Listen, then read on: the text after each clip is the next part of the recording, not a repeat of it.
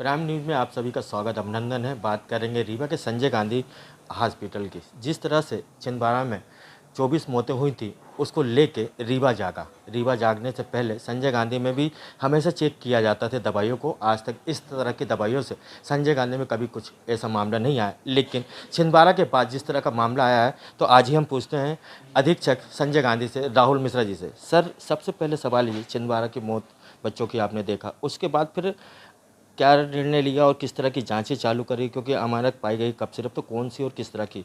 देखिए, cough syrup के बारे में इंडियन एकेडमी ऑफ पीडियाट्रिक्स के द्वारा स्पष्ट निर्देश है कि बहुत ज़रूरत होने पर ही 5 साल के 2 साल के नीचे को तो करना ही नहीं है। बहुत ज़रूरत होने पर युक्तियुक्तिकरण में शार्ट कोर्स 5 साल के बच्चों को दिया जा सकता है, वो भी बहुत ज़रूरत की परिस्थितियों में। तो इसका पालन हमारे सभी डॉक्टर्स करते हैं, हमारे प्राइवेट भी डॉक्टर्स करते हैं और हमारे सरकारी डॉक्टर्स भी करते हैं। और वर्तमान में अभी हमारे जो दवाइयाँ हैं जिसमें डाइथिलीन ग्लाइकॉल मिला है, वो सेंट्रल से भी एडवाइजरी जारी हुई है, सेंट्रल ड्रग स्टोर से। सबकी जांच जरूरी है। उसमें 0.10 इससे ज़्यादा अगर किसी में ग्लाइकॉल लिखा हुआ है तो उसकी सबकी जांच जरूरी है। और तत्काल प्रभाव से सभी कफ सिरप को वितरण से रोक लगी हुई मध्य प्रदेश में, हमारे पास भी जो खासकर पीडियाट्रिक एज ग्रुप में। और अभी तो पूरी रोक लगी हुई है जो 4 कफ सिरप अपने पास हैं, जिसमें हालांकि डाइथिलीन ग्लाइकॉल ना के बराबर है, लेकिन तब भी उसमें अभी एहतियातन रोक लगी है और हम उसकी बराबर रैंडम सैंपलिंग करवा रहे हैं। और उसमें से ये भी पता चला है 3 सैंपल अभी निगेटिव आए हैं, लेकिन एहतियातन अभी हम लोगों ने फिलहाल वितरण पर रोक लगाई हुई। हमारी जनता ये भी जानना चाहेगी कि अमानक दवाई कैसे आप लोग पता लगाते हैं, किस तरह के बेच आता है तो उसे अमानक कह देते हैं, फिर उसको उस तरह से रख देते हैं। जैसे पेपर में भी निकला है कि 7 दवाई अमानक पाई गई, तो किस तरह से नियम होते हैं और किस तरह के नियम जनता भी जानना चाहेगी कि नियम क्या होते हैं दवाई के? ये बहुत अच्छा आपने सवाल पूछा है।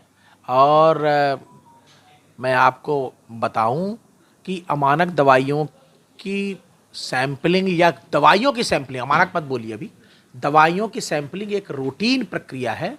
जो भी दवाइयां हमको हमारे स्टोर में MPPSCL भी करवाता रहता है सैंपलिंग रैंडम, और हम भी अपनी जो दवाइयां हमको प्राप्त होती हैं MPPSCL से, उसकी भी हम रैंडम सैंपलिंग करवाने का नियम ही है।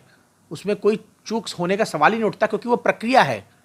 जैसे हम रोज आते हैं, रोज खाना खाते हैं, तो इस कारण यही एक सेम प्रक्रिया है कि जो भी दवाई हमारे स्टोर में आती है उसकी रैंडम सैंपलिंग हमको करवाना है और रिकॉर्ड रखना है उसका। उसकी जांच बराबर से टीम आती रहती है बीच बीच में, हम खुद भी जांच करवाते रहते हैं इंटरनल। हमारी कई लेवल पे जांचें होती हैं, मतलब अगर छन्ना माना जाए इसको तो 4 5 6 उसमें रैंडम सैंपलिंग में जो दवाइयां मानक आती हैं उनको हम तत्काल, क्योंकि अब सब कुछ ऑनलाइन वितरण होता है, तो उसमें वो दवाई जाएगी ही नहीं। ऐसा सॉफ्टवेयर है कि वो दवाई जाएगी ही नहीं वितरण होने के लिए। तो वो जब जाएगी नहीं तो समझ जाएंगे कि ये मानक हो गई है। उसको हम अलग रूम है, फिर वहाँ से वो विनिष्टीकरण के लिए जाता है। तो दवाइयों के बारे में मैं आपके चैनल के माध्यम से जनता को ये बिल्कुल स्पष्ट संदेश देना चाहूँगा कि बिल्कुल भी घबराए नहीं, बिल्कुल भी पैनिक ना हो। जो भी दवाइयाँ आपको सरकारी अस्पताल से कम फ्री में मिल रही हैं, लगभग 1.5 करोड़ की दवाइयाँ हम फ्री में देते हैं लगभग, इस समय तो ज़्यादा ही, क्योंकि ज़्यादा सीजन इस समय चल रहा है। उसकी रैंडम सैंपलिंग कई बार होके, और वो सब बिल्कुल 100% खरी हैं, 100% मानक हैं, तभी वो पेशेंट के हाथ में पहुंचती है।